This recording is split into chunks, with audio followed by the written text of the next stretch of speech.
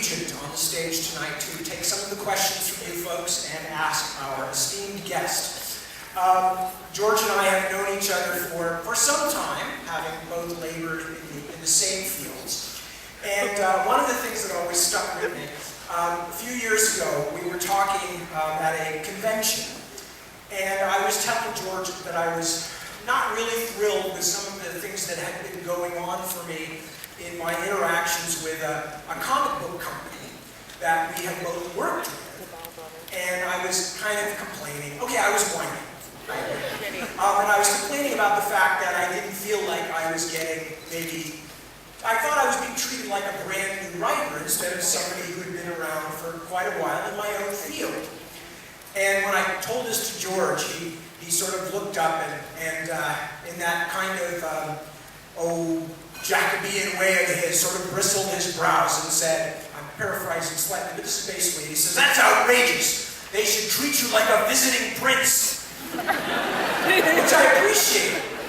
But the reason I mention it is because I know that you folks, and in fact everybody who would be here if they could in the Bay Area tonight, know how to treat visiting royalty. So I would like a very, very warm round of applause for our visiting royalty tonight, Mr. George R.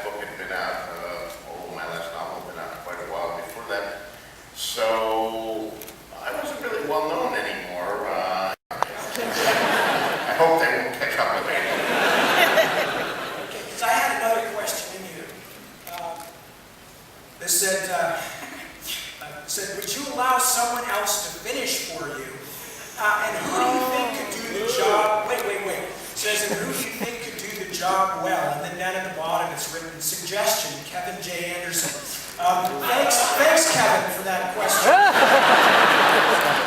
I can't imagine it. I'm not quite sure what that means, letting someone else finish for you. Well, that's the... No one is going to finish for me, at least. But, of course, I'll be dead, so I don't have anything to say about it. I intend to finish this for myself. In some sense, I am all these people, and when I kill a viewpoint character, I'm killing, an aspect of myself, and it is difficult. But I do it anyway.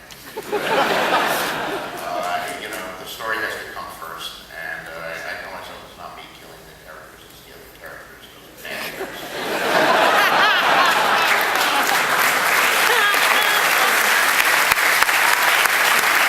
Kind of personal interest, and so this is actually more mine than anything that came from the audience, but because you mentioned that, you've been living with these characters, and in fact, you've been living with some of these characters, obviously, for even longer than you've been writing the books, because you started thinking about it ahead of time, which is quite a long stretch now.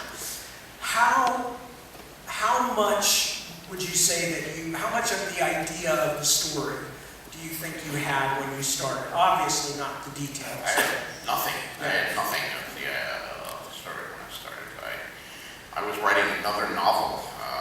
It was actually started in 1991, and I was still mostly working in Hollywood in those days, but in the summer of 91, I had no immediate teleplay or screenplay to write, so it looked like I had a few months off before pitch season opened, and I could go in and pitch some serious ideas, so I thought, well, it's been a while since I did a novel. So I actually started a novel called Avalon, which was a science fiction novel I've been thinking about for like a decade. I was like 30, 40 pages into it. It was going reasonably well when suddenly the first chapter just came to me, that scene where not the prologue, but the chapter where they find the direwolf pups in the summer snows. And it just came to me so vividly that I knew how to write it. So I didn't know what it was from. I knew possibly part of Avalon. It was, all different. It was medieval when Avalon was, starships and aliens and stuff. So I put the other one aside. I started writing this one, and I never looked back. I went from the first chapter to the second chapter, and pretty soon I had 50 pages, and then 60. At some point I stopped and I drew a map. That led to that. I did put it aside for 3 years because at the end of that summer, it was pitch season. My agent got me a pitch, and I went out and sold the pilot in Hollywood, and I spent a year and a half developing that. Then I wrote a couple other pilots, a couple of screenplays. But all the time I kept thinking about these characters. They kept wanting to back in my head. People like Tyrion and Arya would just not let me forget about them.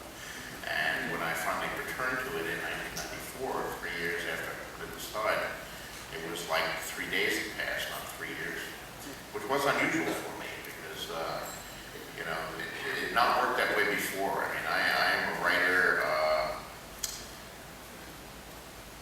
I have writer friends who like work on one project in the morning and a different project in the afternoon and seem to have no trouble switching gears from one to another. I have trouble switching gears from Bran to Jon Snow. I mean, we're just switching from one character to another, switching from one world and all that to another. And if I'm away for something too long, I forget. It goes cold on me. I mean, I have a famous, half-written novel, black and white and red all over, my broken novel of the 80s that I wrote 200 pages of and then put aside for a while, and I've tried half a dozen times to get back to it. I can't make it come alive again. But these characters wouldn't leave me alone, so here we are, 100,000 pages later.